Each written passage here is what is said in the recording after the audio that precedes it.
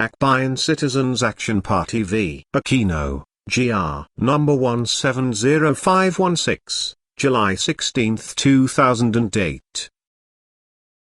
Summary. House Special Committee on Globalization conducted an inquiry into the negotiations of the Japan-Philippines Economic Partnership Agreement or J-Paper. In the course of its inquiry, the committee requested some executive officials, in particular USEC Thomas Aquino, chairman of the Philippine Coordinating Committee, the committee tasked to study the feasibility of the J-Paper, to furnish the committee with a copy of the latest draft of the J-Paper. Requests were not met.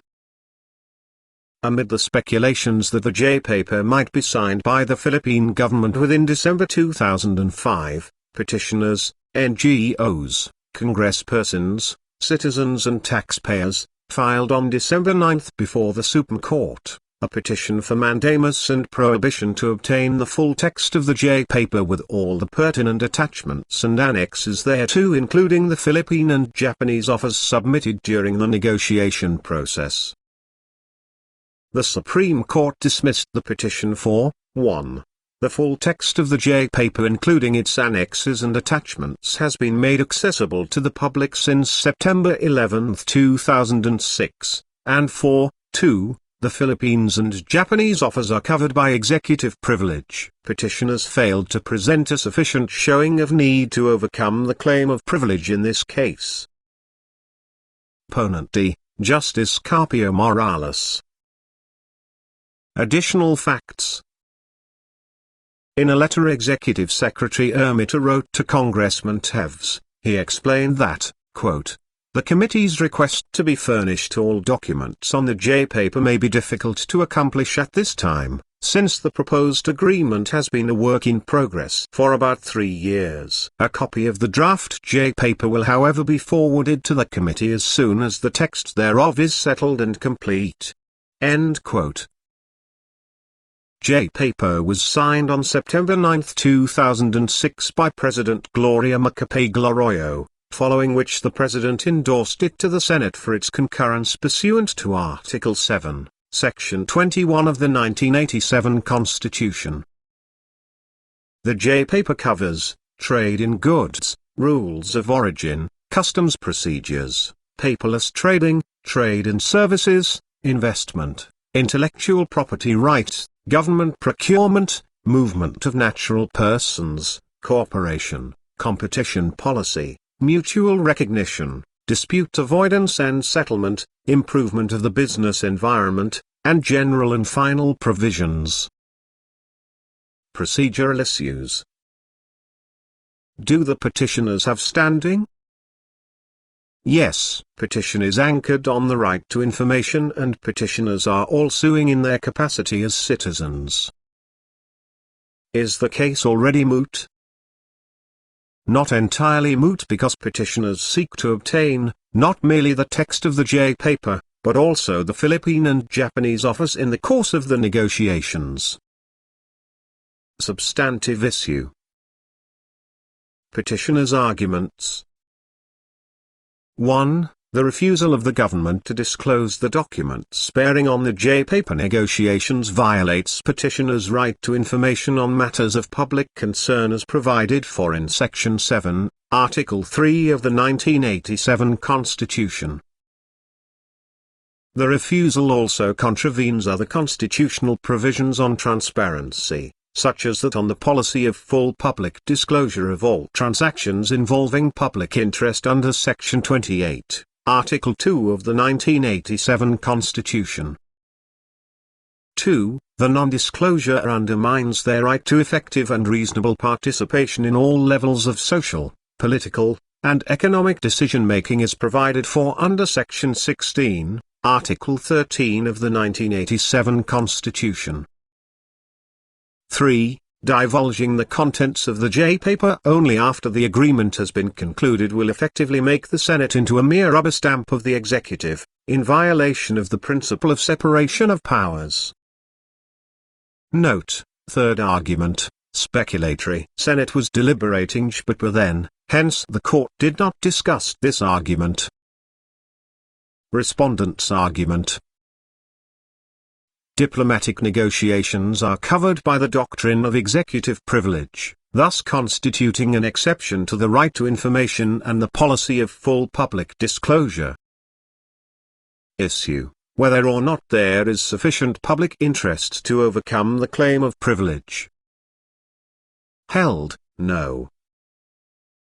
There is no sufficient public interest to overcome the claim of privilege.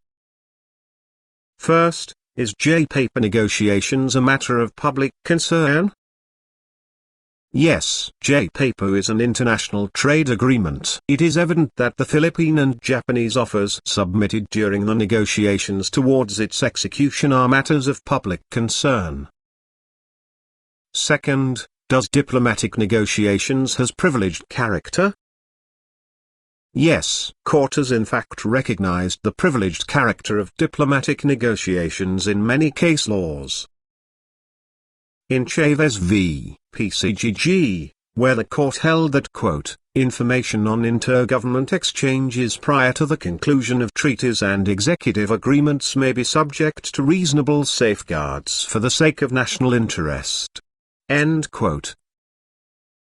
In PMPF v. Manglapus, where the court held that, quote, secrecy of negotiations with foreign countries is not violative of the constitutional provisions of freedom of speech or of the press nor of the freedom of access to information. Another essential characteristic of diplomacy is its confidential nature. Why? In the moment that negotiations are started, pressure groups attempt to muscle in an ill-timed speech by one of the parties or a frank declaration of the concession which are exacted or offered on both sides would quickly lead to widespread propaganda to block the negotiations. End quote.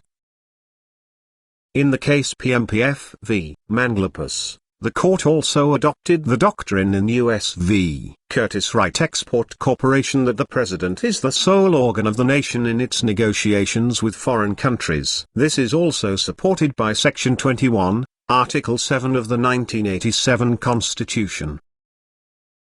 Applying the principles adopted in PMPF v. Manglapus, the offers exchanged by the parties during the negotiations continue to be privileged even after the J-paper is published. It is reasonable to conclude that the Japanese representatives submitted their offers with the understanding that historic confidentiality would govern the same. Disclosing these offers could impair the ability of the Philippines to deal not only with Japan but with other foreign governments in future negotiations. But take note, such privilege is only presumptive. As held in Senate v. Ermita, recognizing a type of information as privileged does not mean that it will be considered privileged in all instances. So, going back to the main question, did the petitioners successfully present a strong and sufficient showing of need to overcome the claim of privilege in the case? No. Petitioners failed in every criterion set in different case laws. Criterion 1 as held in U.S. v. Nixon, quote, the allowance of the privilege to withhold evidence that is demonstrably relevant in a criminal trial would cut deeply into the guarantee of due process of law and gravely impair the basic function of the courts. A president's acknowledged need for confidentiality in the communications of his office is general in nature, whereas the constitutional need for production of relevant evidence in a criminal proceeding is specific and central to the fair adjudication of a particular criminal case in the administration of justice. End quote. The instant case, however, is not a criminal case. Criterion 2 as held in Senate Select Committee v. Nixon, quote, the sufficiency of the committee's showing of need has come to depend, therefore, entirely on whether the subpoenaed materials are critical to the performance of its legislative functions. End quote. The House of the Representatives is not given authority to interfere in treaty negotiations. In fact, Article 7, Section 21 of the 1987 Constitution gives Senate and only the Senate the power to check the validity of the treaty and subsequently concur with its ratification or not its negotiations. Also, the final text of the J-paper was already published, Petitioner members of the House of Representatives are free to use it for any legislative purpose they may see fit. Criterion 3 is held in resealed case, quote, "The deliberative process privilege is a qualified privilege and can be overcome by a sufficient showing of need. This need determination is to be made flexibly on a case-by-case, ad hoc basis. Each time the deliberative process privilege is asserted, the district court must undertake a fresh balancing of the competing interests, taking into account factors such as the relevance of the evidence, the availability of other evidence, the seriousness of the litigation, the role of the government, and the possibility of future timidity by government employees." End quote. In the instant case, petitioners claim that the documents are essential to their right to participate in decision-making has no basis. Full text already publicly available. The treaty is being deliberated in the Senate. Petitioners have now ample opportunity to voice their concerns. Notes. 1. There are two kinds of public interest. A. Public interest in favor of keeping the subject information confidential. B. Public interest in favor of disclosure. The latter one is what petitioners in this case should have proven. 2. Petitioners contended that the case PMPF v Manglapus case is not applicable in this case. Petitioners argue that PMPF involved the military base agreements, an issue so vital to national security that disclosure is not warranted, while JPAPO is an economic treaty. Court opined that the information to be considered privileged need not involve national security. Examples are informer's privilege, privilege accorded to presidential communications, and deliberative process privilege. Such privileged status rests, not on the need to protect national security but, on the obvious realization that officials will not communicate candidly among themselves if each remark is a potential item of discovery and front-page news, the objective of the privilege being to enhance the quality of agency decisions. Petitioners also argue that in PMPF, petitioners are mainly mass media. In this case, petitioners include members of House of Representatives who have rights to demand info on negotiations of international trade. Court held that the privilege for diplomatic negotiations may be invoked not only against citizens' demands for information, but also in the context of legislative investigations. This principle holds true particularly with respect to diplomatic negotiations, as can be inferred from the case PMPF v Manglapus itself, where the court held that it is the President alone who negotiates treaties, and not even the Senate or the House of Representatives, unless asked, may intrude upon that process. Petitioners also argue that PMPF was decided when the international relations were still governed by power, politics and wars. Now international relations is governed by international cooperation. Court opined that the ruling in PMPF v Manglapus is grounded more on the nature of treaty negotiations as such than on a particular socio-political school of thought. 3.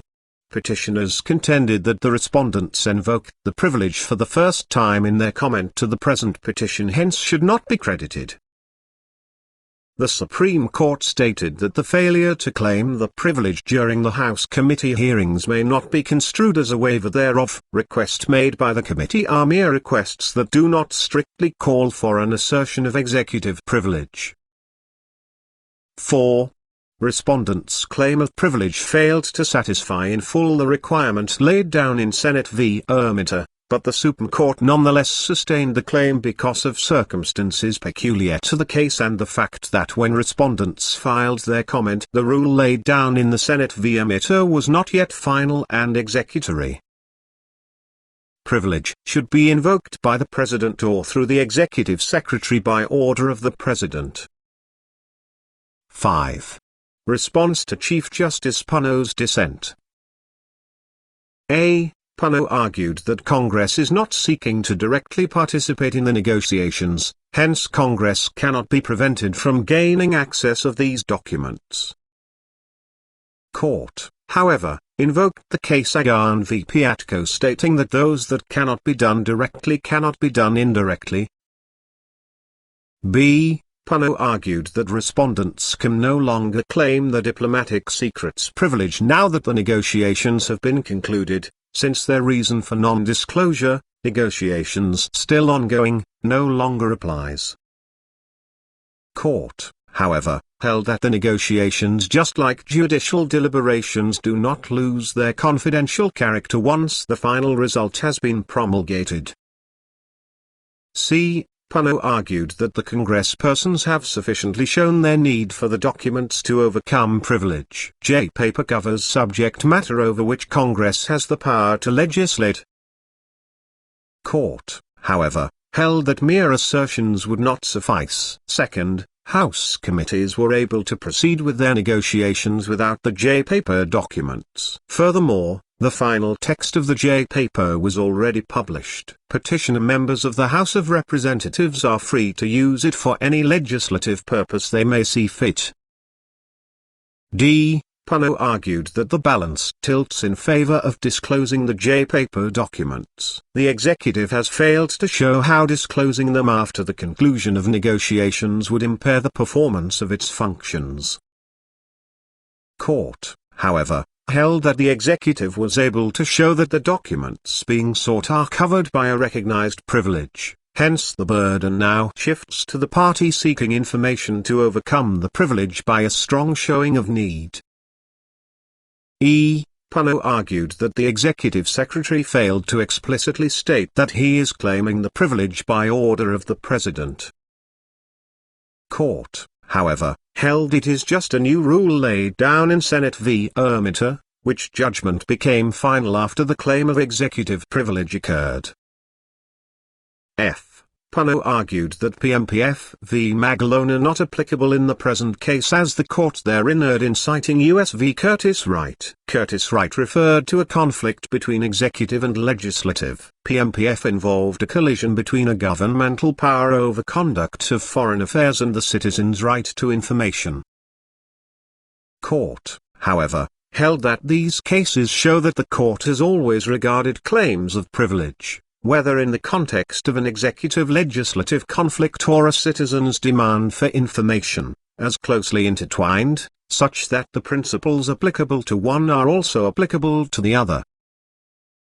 It further opined that if the validity of claims of privilege were to be assessed by entirely different criteria in each context, this may give rise to the absurd result where Congress would be denied access to a particular information because of a claim of executive privilege, but the general public would have access to the same information, the claim of privilege notwithstanding. G. Puno argued that the court has never used need as a test to uphold or allow inroads into rights guaranteed under the Constitution. Court, however, held that the requirement that parties present a sufficient showing of need means that they should show a public interest in favor of disclosure sufficient in degree to overcome the claim of privilege. Such a balancing of interests is not new in constitutional adjudication involving fundamental rights. It would appear that the only disagreement is on the results of applying that test in this instance. H. Puno argued that the right to participate in the discussion whether the Senate should concur in its ratification or not, will be diluted unless the people can have access to the subject J-Paper documents. Court, however, held that Filipinos have been exercising their right to participate in the discussion on the issue of the J-Paper, and they have been able to articulate their different opinions without need of access to the J-Paper negotiation documents. I. Puno argued that the principles in the case U.S. v. Nixon not applicable as the case addresses President's assertion of privilege in the context of a criminal trial, not a civil litigation nor a congressional demand for information. Court, however, opined that the court cited the case to demonstrate the scope and use of presidential communication privilege.